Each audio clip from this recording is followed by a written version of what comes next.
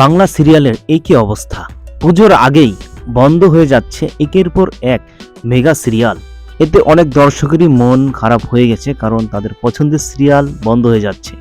তো চলুন কথা না বাড়িয়ে শুরু করা যাক।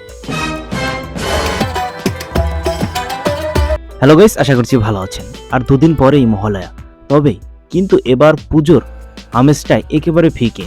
সবাই এখন তাকিয়ে আরজি করে তরুণী চিকিৎসকের মেয়ের বিচারের দিকে। কিন্তু এই অশান্ত পরিবেশের মধ্যেও কাজ থেমে নেই বাংলা সিরিয়ালের। পুজোর আগেই টেলিপাড়ার ব্যস্ততা এখন তুঙ্গে। শোনা যাচ্ছে পুজোর আগেই বন্ধ হয়ে যাবে 4 জনপ্রিয় বাংলা সিরিয়াল। কোন কোন সিরিয়াল রয়েছে বন্ধের তালিকায় তা আমরা জানবো। কিন্তু এর মধ্যে স্টুডিও পাড়ায় একের পর এক নিভে যাচ্ছে আলো।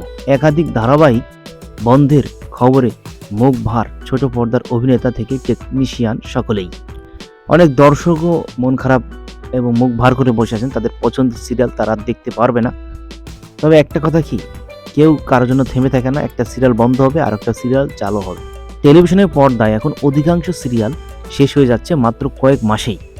একসাথে পরপর বন্ধ হয়ে যাচ্ছে স্টার জলসার বধুয়া, সান বাংলার দ্বিতীয় বসন্ত, কনস্টেবল মঞ্জু এবং জি বাংলার কে প্রথম কাছে এসেছে।